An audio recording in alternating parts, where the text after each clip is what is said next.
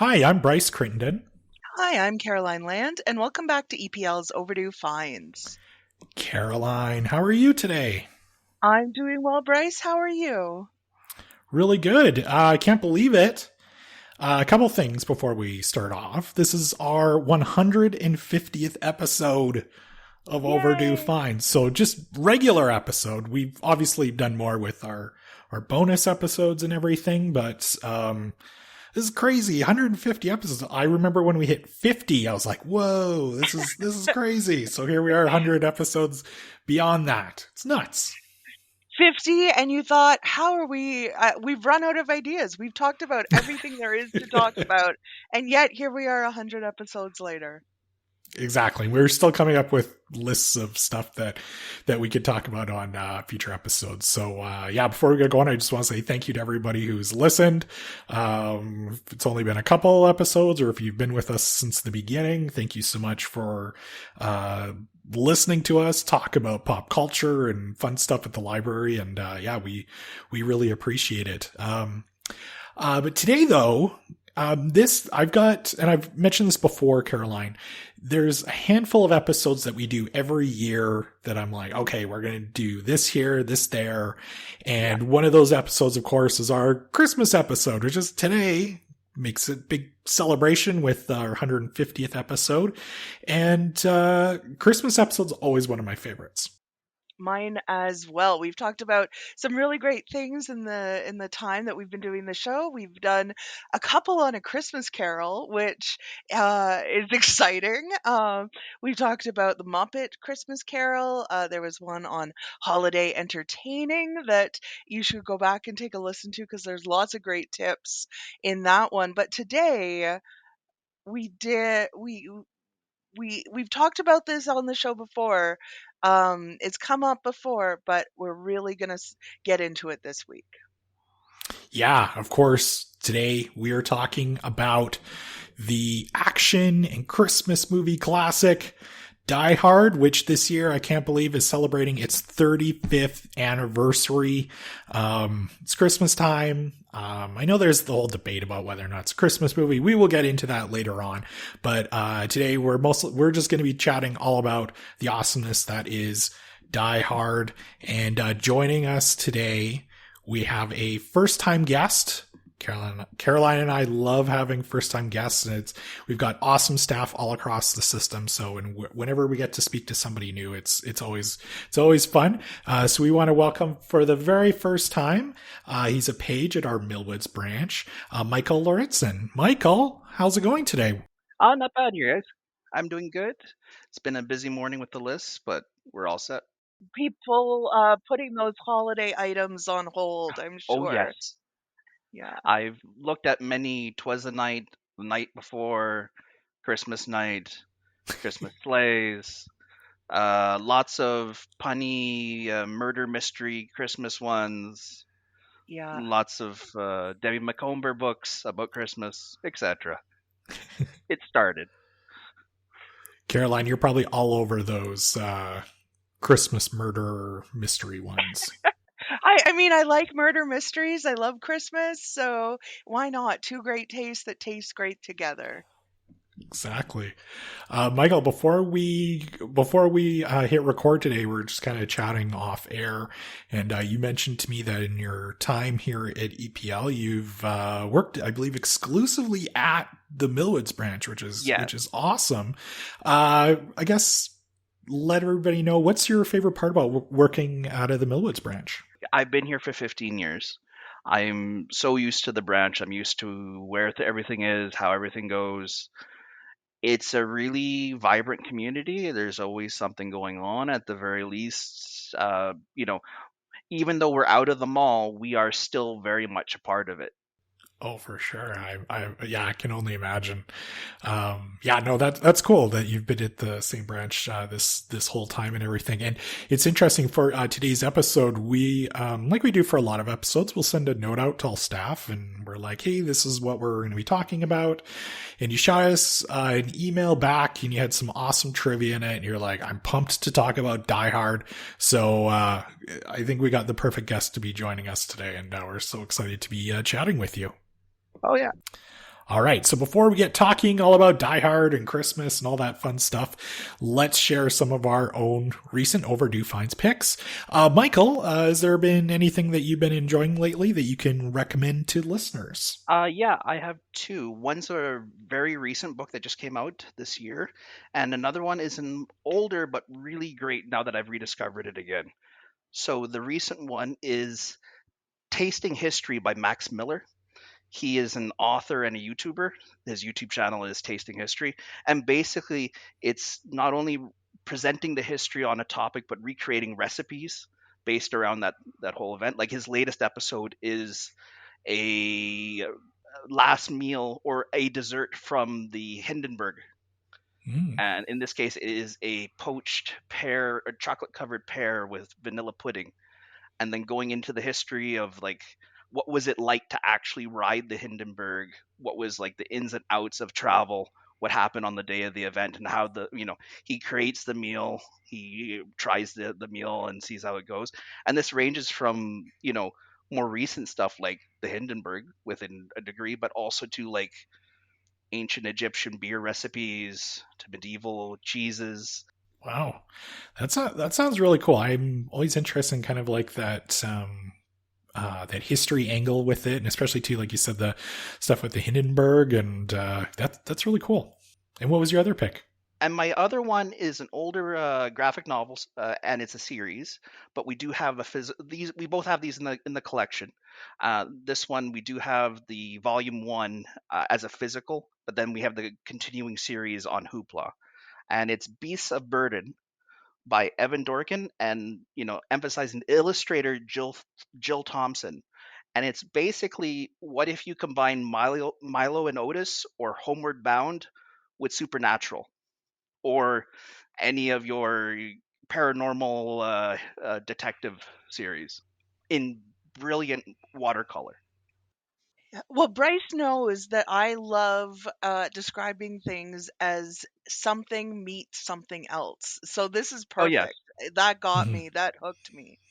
and our topic today is perfect for that, as in the Die Hard on the plane, Die Hard on the boat, Die Hard with a kid, Die Hard with many Yeah. kids. Yeah. Caroline, how about you? What have you been enjoying? I recently finished a nonfiction book called Someone You Know by Catherine Fogarty, and it is an anthology of Canadian true crime stories. Catherine Fogarty is a writer and a podcast host. I wasn't too familiar with her, but this is I would say, very respectful, very fact history based account of around a dozen cases from Canadian history about, or stories of true crime that involved Canadians in it. The book is divided up into four different sections, and so there's a section on when love goes wrong, or famous and high profile cases. One of the ones she covers is Phil Hartman's murder, Mm. and the story surrounding that. I say it's respectful. The true crime is tricky, when we talk about it around it sensationalizing or scandalizing uh, the experience of real people who have gone through something very difficult, and the impact that that has on their families, on their communities, and what's being shared. This is really approaching it from a historical, informational point of view, and really kind of goes in on not so much the grisly details of something, but more about a cultural impact of it.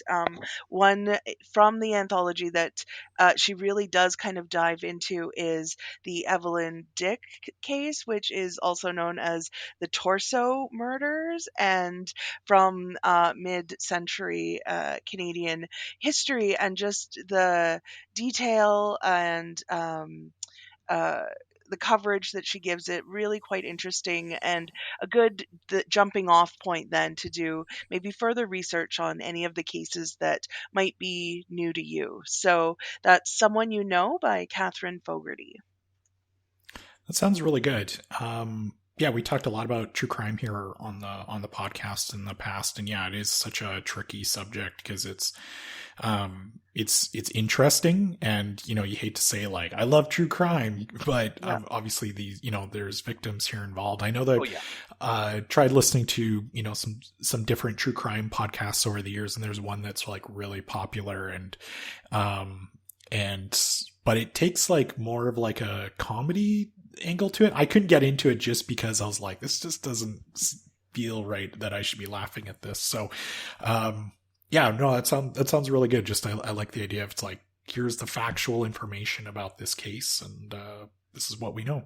And it's an anthology, as I mentioned, so the length of each kind of chapter on each case or story does vary. Some of them are shorter, depending on what information is available. The Evelyn Dick one is a bit longer, but as they say, it's a place to kind of learn about it, and then maybe if you're inspired, then go on to learn more about the history of it. Yeah. So what have you been enjoying, Bryce? Yeah, I actually have a book pick this week, believe it or not. It ties into a movie, but it's a book pick though. It counts. It counts, totally. So yeah, I don't know if I've ever really, I'm pretty sure I've talked about this movie on the podcast before. And I mean, this won't come as a surprise to many people, but one of the funniest movies, and to me it holds up, and it will always be a hilarious movie, is the 1980 Zucker Brothers movie Airplane. Yeah. And it's hilarious. I've probably seen it 100 times. It always makes me laugh. If I'm in a kind of a down mood, I could put that on, and it will automatically cheer me up. So I noticed in our collection, it's just a brand new book.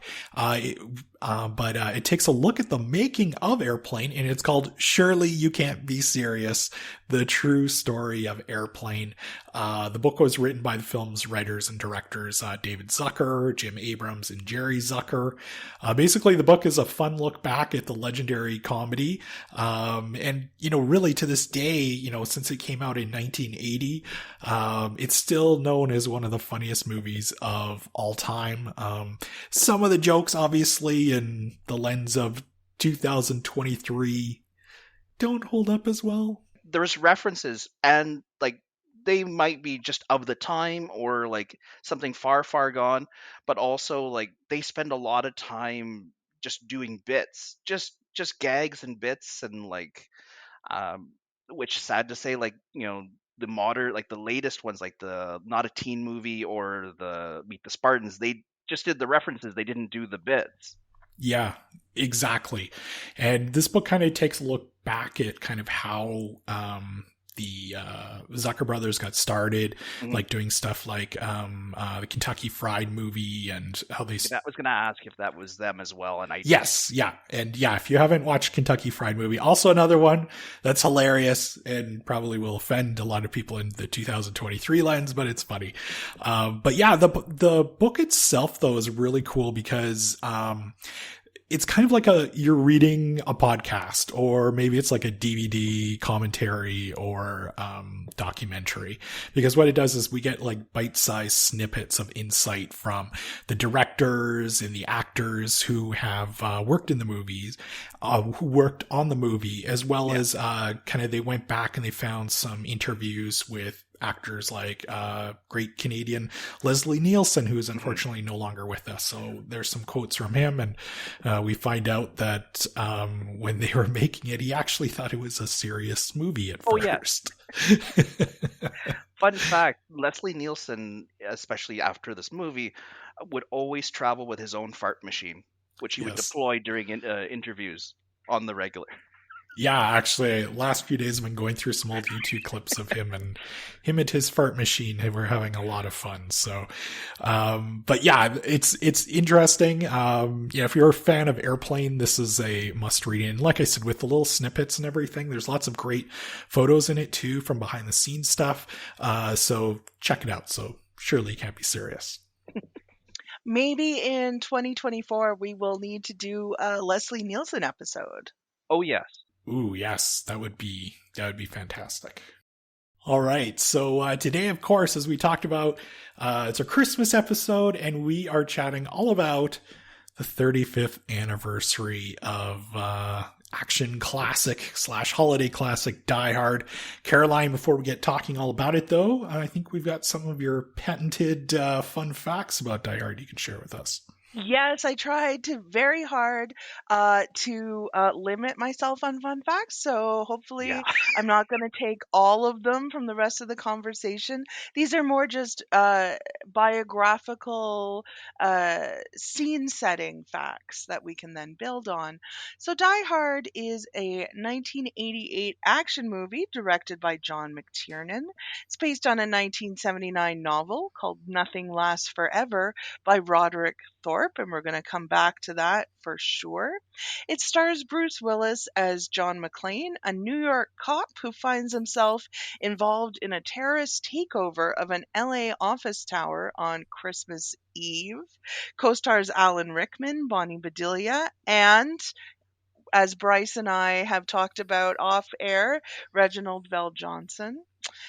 It was released on July 15th, 1988, and has become so synonymous with Christmas that when I was looking up, I honestly had the thought, why would they release a Christmas movie in July?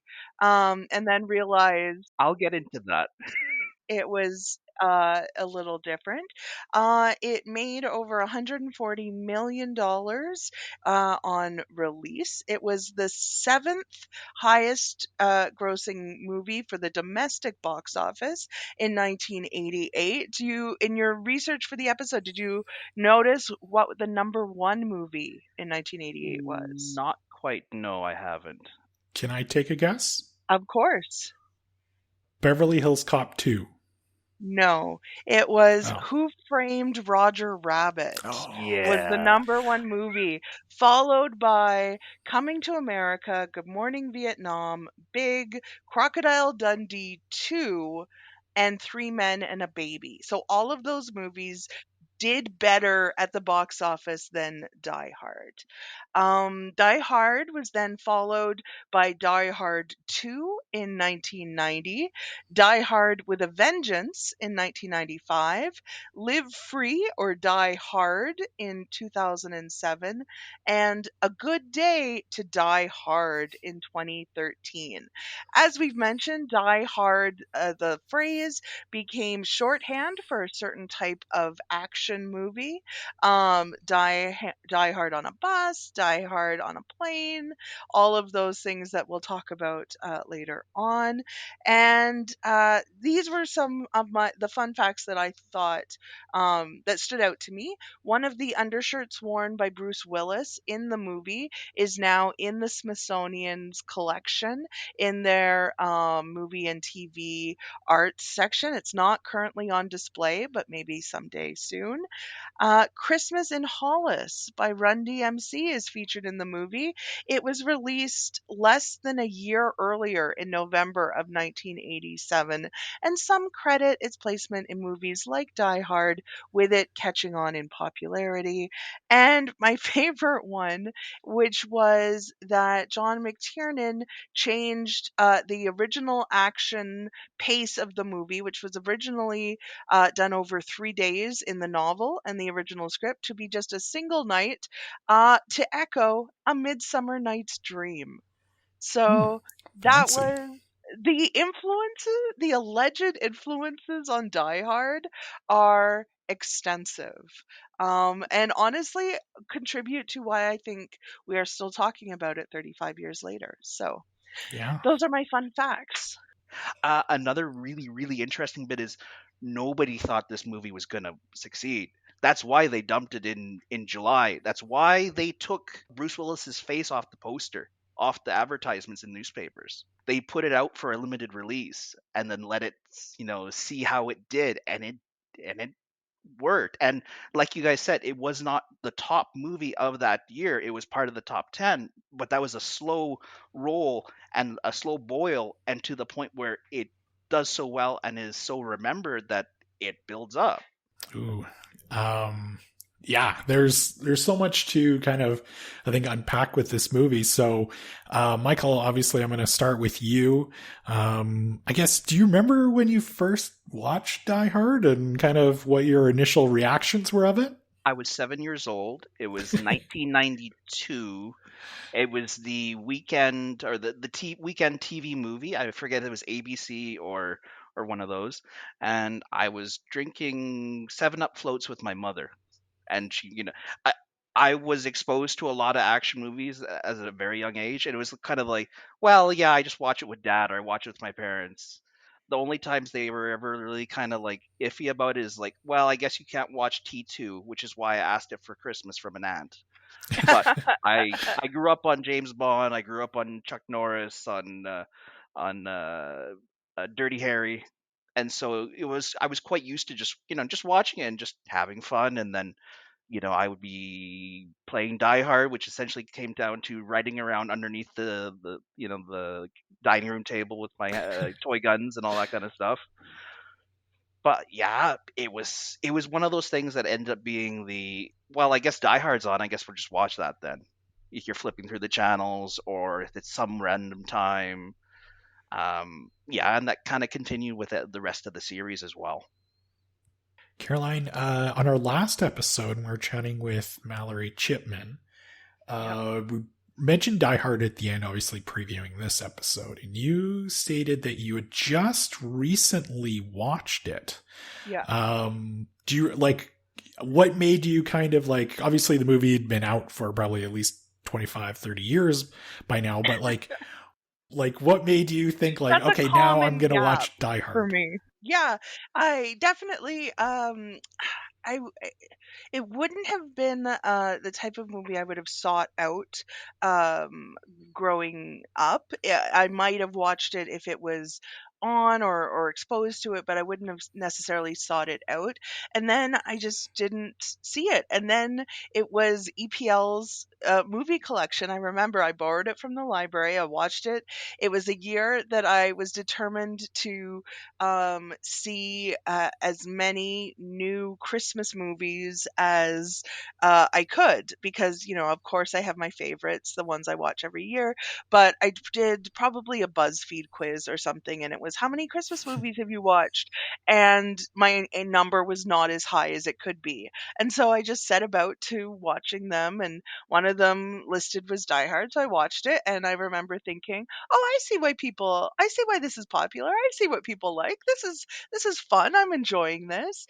But definitely growing up, it was a popular movie. I think it has a fun element to it. Like I remember, on Friends, it was Joey and Chandler's favorite movie. They talk about like wanting to watch it. There is actually an episode where they are watching it, and then they're like, they say, let's watch Die Hard 2, but it's just Die Hard again that they watch. And yeah, so I knew of it for sure, Bruce Willis and his kind of action persona. But yeah, it's within the latter half of the 35 years since it's been out. So watching it again for the podcast was my second watching of Die Hard. Did it hold up for you? Were you I like, think this so. makes sense why we're talking about it? Yeah, and definitely went into it kind of having that that memory of like knowing that this was a movie that I had enjoyed, even if I couldn't remember all of the plots. There are some points where it's like, didn't we already see this scene where he's taunting the terrorists? Oh no, this is a different scene where he's taunting the terrorists. Okay, that's fine. It's still good, but yeah, enjoyed it again a second time. I'm guessing you watched it before a few years ago, Bryce.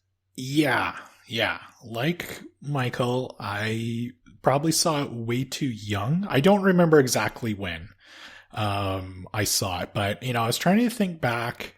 I probably, just like you, Michael, I probably saw like a edited Oh TV yeah, that's the version. thing. yeah, like I probably asked my dad to record it for me, and he did. So yeah, I don't remember how old I was, but the one thing I do remember was that I loved it, like it, and it wasn't. I mean, as an '80s kid, I was. Probably watching violent stuff way too early at an age, but it was no, like, seemed like it was no big deal back then. Like Oh yeah, every kid was watching like Rambo or whatever. I mean, you could watch it on the weekend movie. Uh, on top of it, Rambo had a cartoon line. That's Rambo had right. a toy line. Yes. I have fond memories of the Beetlejuice cartoon way before I ever saw the movie and was confused as to why aren't they friends? Why isn't Me too. I also watched the cartoon series before the movie and was disappointed by the movie because it wasn't like the cartoon. So, uh, yeah, like I absolutely, I loved it too. And the one thing that was really cool about it too, and I don't think I like realized this obviously at a young age when I watched this, but like kind of growing up in the '80s, you've got all these like Schwarzenegger and Stallone movies and all these like jacked, roided Oh up yeah. guys. Whereas Die Hard, and that's why I think it's just endured all these years, is like Bruce Willis is the ultimate everyman. He's a put upon guy in this horrible, horrible situation in one night, and you see him by the end of it. He shocks his wife as he stumbles, drags his foot out there, screaming her name like he's a mess. And you watch him slowly having to bumble his way through things, even in his like desperation and fear, and then rise above it somehow, be lucky enough or unlucky enough to have things go his way. Oh yeah, no, is yeah, it was one of those movies where you watch it and you're just like, I love this. This is fantastic. We still had genre movies at the time, but I in a lot of ways people were kind of tired of the weird stuff. They wanted gritty realism. And then that's one way how even like the Die Hard knockoffs become much more violent, much more bloody and gritty, even compared to this movie.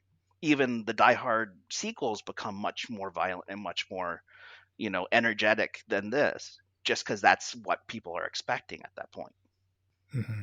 The scene I had the hardest time watching was not, the one where he like creates the inferno in the elevator or when he's using the machine gun to blast away people, but when he's walking into the bathroom Oh dragging yeah. his like cut foot and there's all that blood on it, like that is the hardest one for me to watch. So I may have developed a bit of a foot trauma, anything with feet kind of thing, based on one watching Die Hard, two, stepping on my mother's like sewing needle as a small child, or again, which also is Die Hard with small children, Home Alone with the whole bit with the Christmas ornaments, Oh Oh, yeah. or the nail. Again, puts out those micro machines yeah. too. Got to watch for Yeah. those. Yeah. So we've mentioned Bruce Willis and his character. He is central to it, but there are so many great scenes, great characters. What are some of your favorite parts of the movie, Michael? Looking at it, there's so much. There's so many different facets to it. And it's also interesting how we get to these points. A lot of these other characters get more time and a lot more development or just more banter because Bruce Willis was stuck dealing with moonlighting as well, his TV show. He was going back and forth, and so they were like, okay, well, we'll guess we'll do more. And then at the same point too, McTiernan changed the script multiple times. He said it's too bloody, it's too dark, like, which is reflective of the novel that it's based on, but it's a bit much. So we're gonna like make these guys, kind of witty, kind of interesting, and we'll go from there. So for 20 minutes, there is no score. The only music we get is the Run DMC song. Everything else, it just starts and goes. Not until the limo pulls into Nakatomi Town do you have any music. And then it's that same, like, the Michael Kamen ends up using Ode to Joy, three different versions of Ode to Joy, and it has the ominous one, the joyful, successful one for the terrorists slash thieves, to the the other one, and then we get a classic Christmas song at the end. That's it. So did you have any like favorite characters in the movie besides, of course, like John McClane? You know, you have Al, you have I mean, the wonderful weird bit is always like Theo and his relationship with Hans and Carl, where Carl's willing to bet on stuff with him or just to be the quiet man to his like snappy, quips, and Hans is willing to humor him where everyone else kind of feels like employees or soldiers, whereas Theo is like an actual like partner in this. Yeah, and that actor, I I know him from Matlock, Oh yeah. which is wait, you guys are throwing out all these action movies. I'm gonna stick with Matlock, but his name in Matlock, the character, I just need to say this, get this on record, is he plays Conrad McMasters, which is just the coolest name. Like Oh when yeah. I was watching Matlock as a small child, as one does, I was just like, wow, this is the epitome of cool right here. Did he play a villain in Matlock? No, he was like an investigator. He helped Matlock. Okay. Oh yeah. Yeah.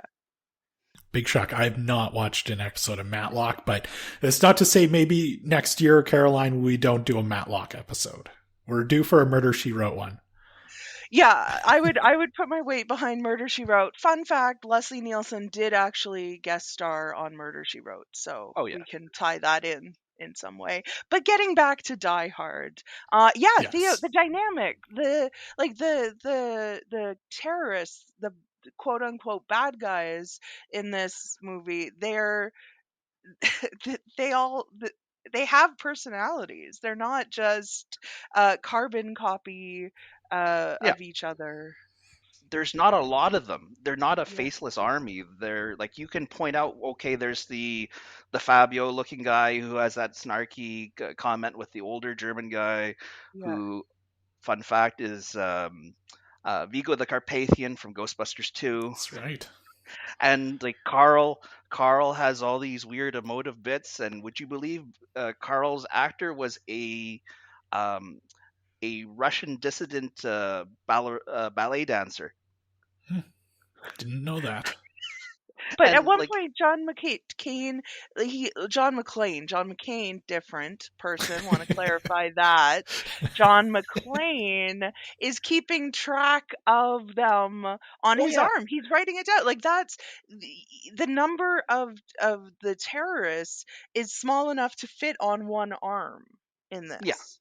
Yeah, yeah. And then whenever John succeeds, like it's a highlight for him that he is just one little bit further ahead than he was before. And then at the same point too, when he fails, it's like, oh no, there's still another issue over here or over there. And then all the more when you see like a big traumatic action scene, like when McLean has to save the people off the roof and guns down A Leong. You see him. You've seen him before. You've seen him do his stuff, and like you're like, oh no, there's that one. There's that one. Uh, the front door guard at the very end who gets his laughs and seemingly the Looks like only Huey American. Lewis. Yes, the man in the three-piece suit, gray suit. Yeah. Yeah, those thing as I've gotten older, whenever I watch it, I'm like, oh, there's the Huey Lewis terrorist right there. Like, and it's funny, a lot of people online too, every year, like as we get closer to Christmas, I always see posts on Twitter, wherever, somebody being like, hey, this guy really looks like Huey Lewis. And, yes, he does. The reason why John McClane succeeds isn't necessarily that the enemies are like John McClane is so tough, is so powerful. It's just that no, the guys are guys. Like they're competent. Like they can deal with the FBI or the cops, but McClane is just that annoying, just that effective, just that fly in the ointment, the monkey in the wrench. Mm-hmm. Bryce, what about you? Who are your favorites? I really I mean, obviously Alan Rickman is Oh Hans yeah. Gruber. I'm gonna stay away from the obvious, obviously, and John McClane, Bruce Willis. A few characters that I really like include. Um, Nobody ever talks about them, but I like the FBI agents, Oh yeah. Johnson and Johnson. Johnson Johnson, not Yeah, related. yeah, not related. They're in the chopper, and he's like, "Ooh, this feels like Vietnam." I love those guys. Like, and they're just kind of the stereotypical like, we're in, we're in control of this scene now, and who's in charge? Again, as to like they're so callous. They are willing to write off 35% of the hostages and just gun Yeah, them down. In not like, oh no, we have a bunch of guys. No, we have a armed helicopter with miniguns, a door gunner, and rocket launchers. Like, no, no, you can't even like, oh, it was an accident that we shot into the crowd. It's just like, no, I don't know how you plan on, swinging this, but that's not going to work. But they are going to do it. oh yeah. Probably my favorite character though is the character of Ellis, who is played by Hart Bachner. He is my absolute favorite character in the whole movie. Um, Ellis is the like kind of like the coked out like. I don't know if they're like lawyers, and I don't know what they do at Nakatomi Corporation. They are a corporation. As far as we can tell, we see like there's a container ship on display. There's They have a fax machine. That's right. Yeah. They have like awesome offices too. Yeah. They have computers everywhere. Ooh, yeah, very nice water feature in Nakatomi Plaza. But Ellis, though, of course, John meets him. He's it's like he's doing like a line of cocaine in the one office, and In his wife's office, In Holly's on her office, desk, yeah. and just trying to like tries to clean it but doesn't succeed. And Takagi's like, "Hi, this is John, Holly's cop husband." Yeah. And John just looks at him and he's like, "Yeah, you left a little bit over here, yeah. on the lip." And he's like, And even to like, spoiler alert for a 35-year-old movie, but like, of course, he meets his ultimate end because he, he's the ultimate negotiator. He thinks that he's smarter than Hans Gruber and these terrorists. And I love when he's on like the walkie-talkie or the radio with John, and he's like, "Come on, John, we're old friends." He's like, "Don't listen to him. He's an idiot." And he unfortunately is killed. But Ellis, though, is hands down my favorite character in the movie. And of course, I also have to mention too, let's talk about Reginald Bell Johnson's character. As a kid, I got confused because I was like, wait, Carl Winslow's in this? And of course, he's playing a police officer as well. Yeah, Family Matters as a spin-off of Die Hard. because of his role here, he goes to Family Matters, which was a spin-off, but of Perfect Strangers, That's not right. Die Hard. Yeah. I wish that was like, that would have been, what a great world we would live in if Family Matters was a spin-off of Die Hard. But one of the things I like about with Sergeant Powell, as his character in this movie, is what I like about a lot of these characters, which is they all have their own kind of storylines going on and motivations. And these characters are not just stock that are put in for John McClane to shoot down or move past or not listen to in this. Like Powell has his own past trauma. There's a reason why he is there to take the call on this, and that he's going through it. Ellis, as you mentioned, has his own kind of motivations and characterizations. Even Johnson and Johnson in this are like, I would watch. I would have watched like a prequel series about them and like how they got like their trip to Nakatomi Plaza, I would watch that 100% because these Oh, characters all have their own motivations. They have their own reasons for being in this story. Yeah.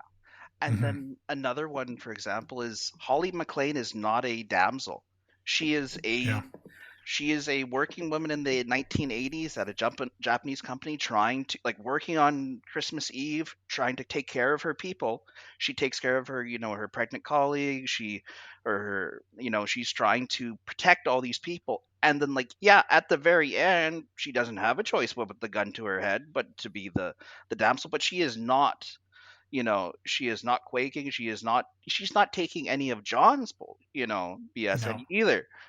Even though there is like an anguish, there is a heartache between the two of them, she's not backing down for her decision to go to LA. Yeah. No, you can tell she's definitely gotten tough, probably by being married to John for as long as Yeah. however long they were supposed to be married for. But no, that's a great point about Holly and played by Bonnie Bedelia, I believe. Yes, and that scene where he's just landed, and they're figuring out, she's like, "Oh, where are you staying?" He's like, "Oh, well, I'm gonna with this friend." "Oh, but that's so far away." And like, just the back and forth. There's enough there that like you can see each character is giving a little bit, but not too much, and there's like real chemistry there. Also, that giant teddy bear that Bruce Willis is carrying around through the airport in the beginning, um, just a wonderful way of showing how out of like out of water he is. Like it doesn't become that type of like movie. It goes very quickly to um figuring out that kind of like contained space action movie. But I mean, it's not subtle how much John McClane does not belong in California. No, whether it be bumping into people, the overzealous man at the party who just kisses John just right there, and John's like, Yeah, oh, okay, damn Yeah. yeah, California. Uh, but yeah, like no, the really interesting bit with John and Holly is like they're having this wonderful moment, and then John just steps in it. The whole bit of like the name change, and yeah, you were fine signing the checks. What and like the big crux of it is that John is upset that the thought of his wife moved to LA because he can't support the family. The thought of like that it's not good enough on his cop salary, and not really thinking that it's her choice, it's her actual want to have a career and all that kind of stuff. And it's like the debate as to whether or not it's a Christmas movie. There is like an arc for John to reconcile with his wife, to have these relationships with people, and out of a whole bunch of other people get the coal. hmm The one thing too I was going to say about this movie is like I'm curious to know, Caroline, because obviously you just watched it for the first time, not that long ago. But like when you heard about Die Hard, like when you watch it, the movie's funnier than you would possibly think it was going to be. Like, for example, like when you first watched it, you probably saw, oh, you've heard of Die Hard, it's this big action movie. But, when you watch it, you're like, this is actually really funny. Like, obviously it's entertaining as well, but, yeah, a lot more funny than I think a lot of people probably think it's going to be before they watch it for the first time.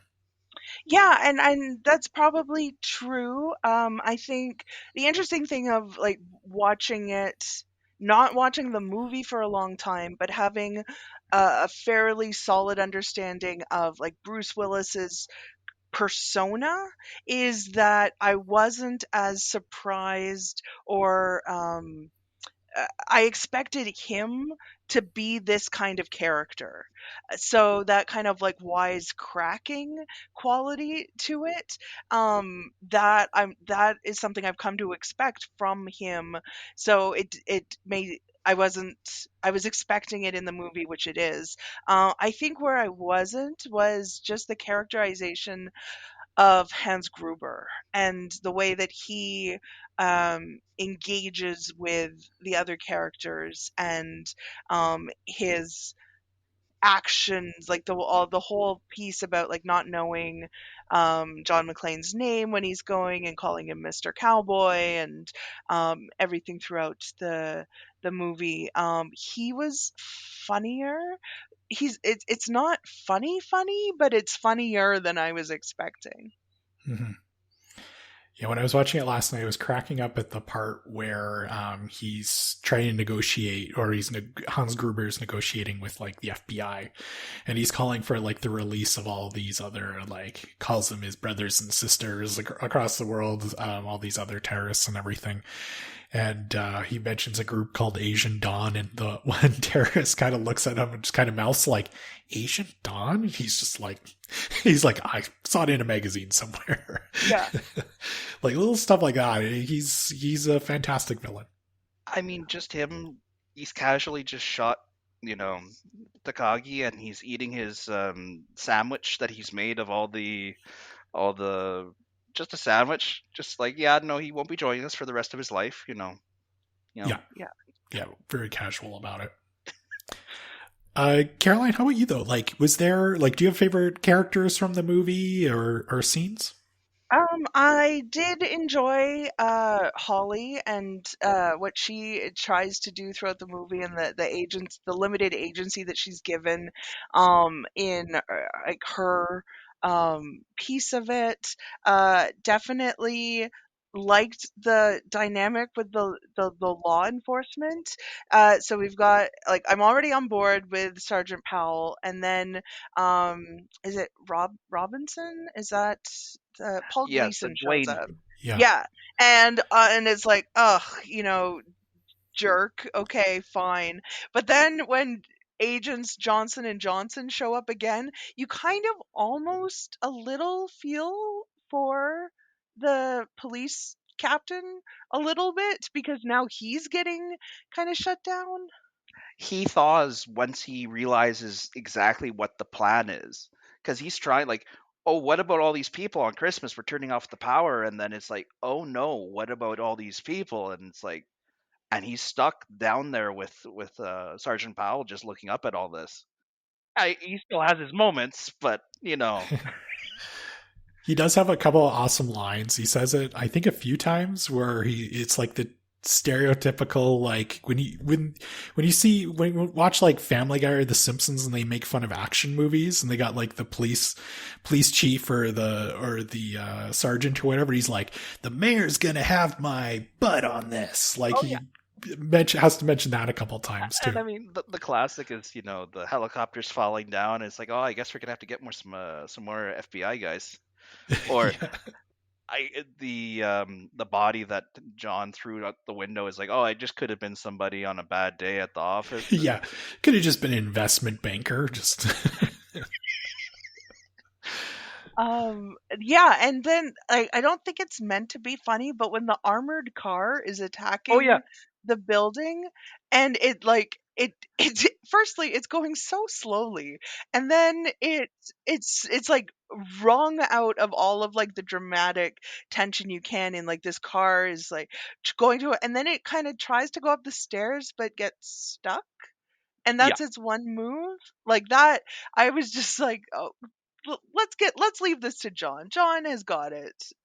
Oh yeah, and then we have the Hans. You made your point. Just stop. Just stop. Let them pull back. And it's like, and then Hans very coldly says, "Thank you.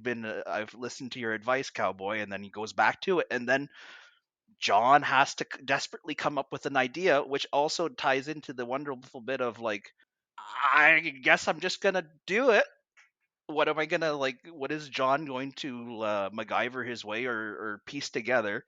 And it goes right down to him put one detonator into the block of C4, look at it, put another one, and then says, okay, puts a whole bunch more, wraps it up and throws it, and then when it goes off, and he's like, oh, I shouldn't have done that.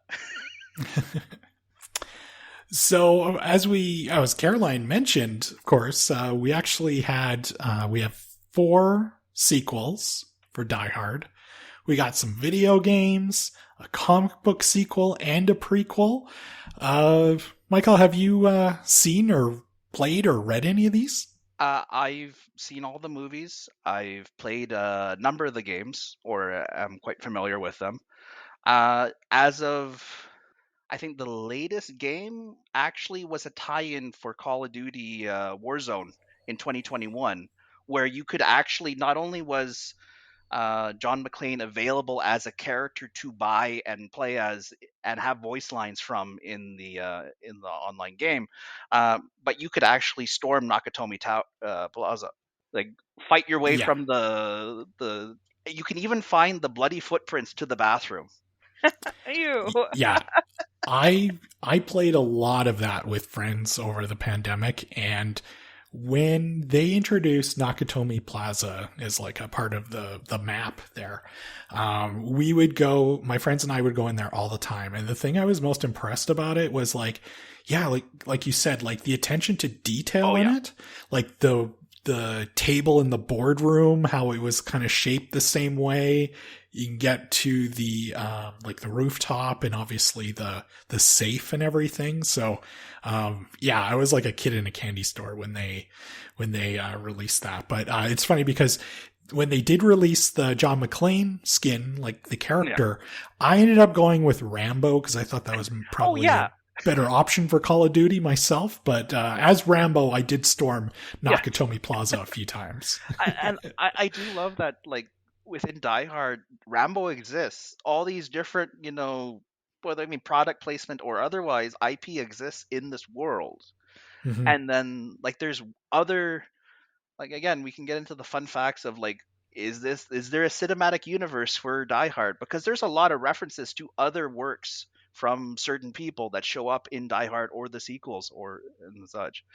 The other games that I'm really familiar with, one of them is Die Hard Arcade from Sega, also known as Deca or Dynamite Deca in Japan, where it's a 3D beat 'em up where you get to parachute onto this, uh, this tower and then work your way down as you try to rescue the president's daughter. And you fight normal goons, you fight with, guns and rocket launchers, and then you fight robot spiders, and then evil firemen. You can use an aerosol can and a lighter. You can use pepper, and the more damage you take or the more lives you lose, the less clothing you have. It's funny, I was looking up that game earlier today and I have a like a Raspberry Pi with a bunch of like old games on it. And tonight I'm going through that Raspberry Pi to see if I have that game. There's a good chance I can play that at home here. So there are a lot of Die Hard games and not very many are great. No, there was one on like the original Nintendo that's terrible. So I do have to ask you quickly though, what's your favorite Die Hard sequel? I would say Die Hard with a Vengeance, even though I desperately want to say Die Hard 2. Because Die Hard 2 is like, it's at Christmas. I can admit that at one point, one very snowy Halloween, I dressed up as a ski mask terrorist just because it's minus 25, 20. And, I'm going, through through the snow, just like those guys out in the woods with their blue and red magazines. Yeah, you're an unnamed henchman from Die Hard 2. I like it. Yeah, you don't forget that. Caroline, have you seen any of the sequels? I have not, no. I would recommend, like Michael, my favorite sequel is Die Hard with a Vengeance, so the third one. Yeah. There is a direct connection to the first Die Hard movie. So for yourself or any other listeners who maybe have not seen any of the sequels, I cannot recommend Die Hard with a Vengeance enough. Like it's like obviously the first Die Hard is on its own level. Die Hard with a Vengeance is just under that to me. It's I think it's a very underrated action movie that not a lot of people talk about. I mean, the interesting bit with Die Hard with a Vengeance and Live Free or Die Hard, and to the final extent, the last movie, they pair John up with an actual action partner rather than just a guy in a chair somewhere. Yeah.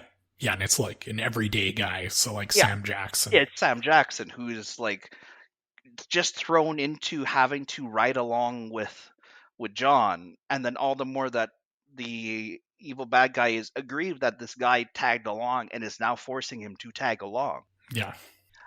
So the following was found on Die Hard's Wikipedia page, and I quote, "Due to its Christmas Eve setting, Die Hard is also often named one of the best Christmas films, although its status as a Christmas film is disputed." So what do you think? Is Die Hard a Christmas movie? Overdue finds the podcast has kind of tipped its hand by having it as our Christmas episode. But Michael, what do you think? I think it is. Like, it has all the hallmarks of it. It has the Christmas music, the decorations, everything with that, and that's all just the dressing. And then you have the fact that the events of the movie would not happen if it wasn't Christmas. The office building would be full, it would be busy. That's not happening without it being Christmas. And at the same point, you can get into the philosophical again, like I said, where John has an arc that he learns a lesson. If a Christmas movie has to have a happy ending and a lesson, it has a happy ending, and it has a lesson of John learning to get over himself, to rely on others, to find his courage and his plucky resolve. Bryce, what do you think? Christmas movie? Yes, no? Yeah, Michael said it perfectly. Christmas is essential to the plot, so therefore this is a Christmas movie. Like nothing would happen if it wasn't for Christmas. Like even the stuff too, where it's like, we got to shut off the power. We can't, it's Christmas Eve. Everybody's gathered. Like we can't turn the power off. So, to me, it's a Christmas movie. How about you? I agree. 3 for 3 on this. I am fine with it being called a Christmas movie. I did want to ask, though, I know we're getting to the end of our questions, but in the category of the Die Hard but a blank, like Die Hard but as a kid, or Die Hard but I was on a plane. Before we started recording, you mentioned what, Die Hard but a hockey player? Yes. And what movie is this? So there is a movie called Sudden Death starring Jean-Claude Van Damme as a firefighter at a Pittsburgh Penguin game, which happens to also have the vice president in attendance. Terrorists take over the game and are holding everyone hostage, and at some point Jean-Claude Van Damme must fight the Pittsburgh Penguin mascot. Wait, like Iceberg? Yes. Yes. This is a must-watch, Caroline. And on top of that, like we were saying, this is, once Die Hard has hit, people are demanding a grittier and grittier movie. And I would say, yeah, Sudden Death is much more violent than Die Hard. Wow. Okay. There were a couple other Die Hard meets blank that I was thinking maybe I would check out, but this has zoomed to the top of my list. You will love it, and I can't wait for you to share it as an Overdue Find pick after you watch it, because it's amazing. Well, there's our teaser for 2024. So stay tuned to find out what I thought of, what was it, Sudden Death? Sudden Death. Mm-hmm. There's an episode of Star Trek The Next Generation that's known as Die Hard on the Enterprise. Oh, yeah, exactly. That's one of my favorite episodes, Starship Mine, for sure. And like Die Hard becomes a genre of itself, with like put upon person. They could be prepared like under siege, where the Navy SEAL / cook is on a battleship with nuclear weapons. Steven Seagal's finest movie, Yeah. And the big line from that one is, "I'm just a cook." It's like, he's just a cook. Why can't you kill him? And of course, yeah, he just happens to be a very decorated ex-Navy SEAL. Yeah. So there you go. Over your holiday season, you've got lots of different, you can have a very diehard Christmas this year. Lots of different options for you to check out with the family. So before we get to our roundtable questions, Bryce, can you let our listeners know what is coming up on our next episode, which will be released on Friday, December 29th? Yeah, so of course, it's another one of my favorite episodes of the year. It's our annual Best of the Year episode. So, Caroline, myself, and of course, returning special guest, Nancy Shung, we'll all be sharing our picks for our favorite movies, books, games, and so much more. I love this episode. I've got my list, I think, all figured out. I'm trying to include stuff I haven't talked about already on the show. I've got some stuff ready to go. This is going to be a great one. I can't wait. I always love doing this one and cannot wait to hear what everyone enjoyed. So, for our roundtable questions, first one, on a scale of 1 to 10, with 1 being not at all likely and 10 being absolute certainty, how likely would you be to thwart a terrorist takeover of a big city skyscraper? Bryce, I'm going to start with you on this one. Oh, thanks. I put a 2 here.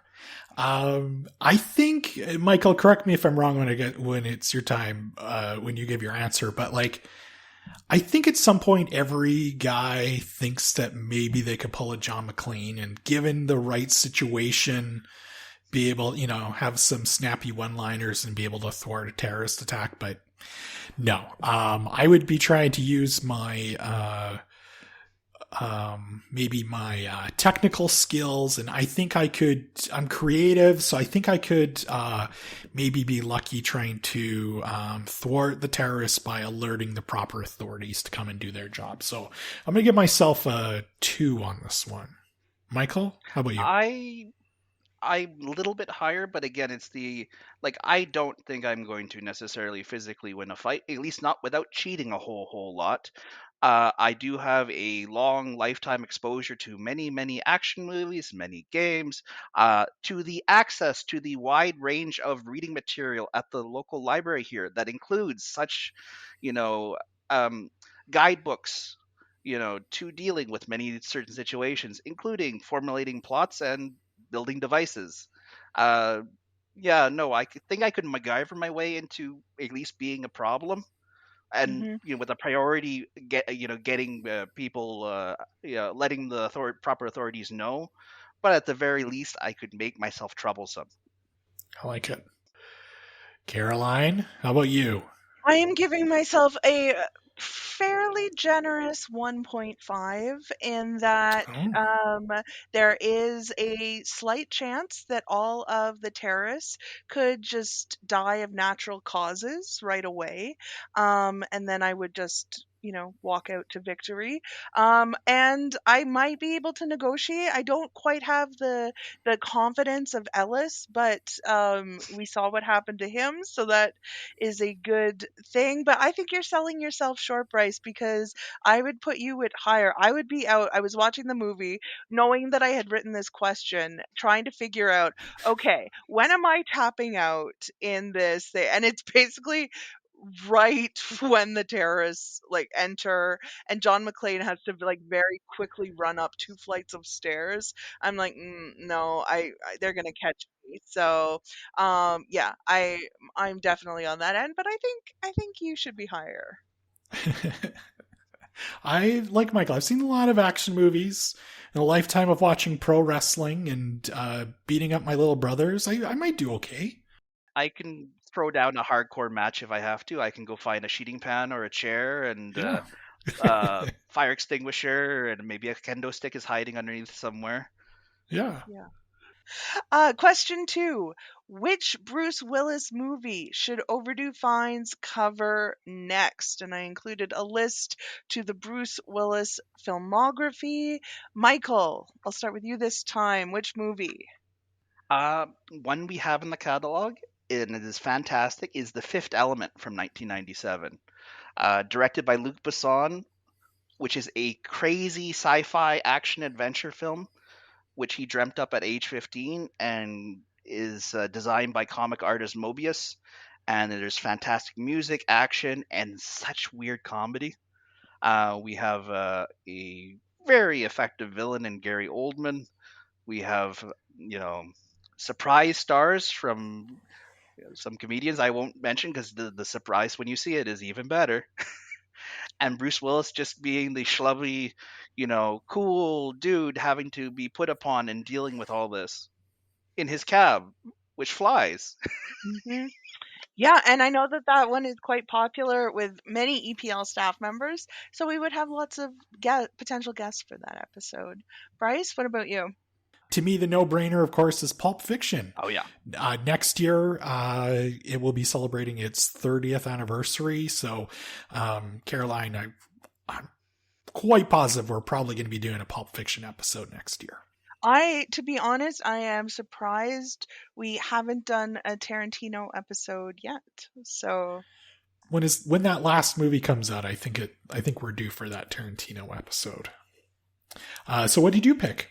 I chose Armageddon. And I think that we could use it as a discussion of the whole Armageddon Deep Impact phenomenon of the two movies that end up being released in a short period of time that are on similar topics. And I don't know, are the episodes where we take stances like best and worst tend to do well. So if we just like start taking really hard stances on, Armageddon or Deep Impact. Yeah, Dante's Peak or Volcano. Hot episode. Yeah. Caroline, can I quickly say, though, I'm a little surprised by your pick. I thought you might say Look Who's Talking. Yeah. Okay, I don't know why. I don't know why. It's a fun comedy. So I thought maybe that might be your Bruce Willis movie. Yeah. So, Michael, thank you so much for joining us today. Is there anything coming up at EPL or maybe Mill Woods that you think listeners would like to know about? I didn't get much feedback locally at the branch here, but I know that there's a lot of different programs up and coming, especially into the new year with some stuff being changed around with times and that. But we still have our bread and butters, our sing signs, our laugh and learns. We have our STEM programs. I believe they are doing something with flashlights, and I know that somebody was doing basically Godzilla with the Edmonton cityscape. Oh, wow. So you never know what might be happening at Millwoods. At Millwoods or in the system itself. So pay attention to our calendar and see what's up. Or just stop in and chat Die Hard movies with Michael. Yeah, so to our listeners, we hope you've enjoyed today's episode and maybe learned a few things about Die Hard. I know I did. Make sure that you've subscribed to Overdue Fine so that you get all of our new episodes. Please leave us a review on Apple Podcasts, and most importantly, tell a friend about the show. Yeah, and don't forget that we'll have a link to everything that we talked about in today's show notes. And of course, we love to hear from our listeners. You can email us at podcast@epl.ca. Both Caroline and myself get those emails, and we love hearing from listeners. You can also share your thoughts about the show with us on Twitter at epl.ca and by using the hashtag EPL Overdue Finds. We hope you have a great holiday season, and thank you so much for listening, and we'll see you next time.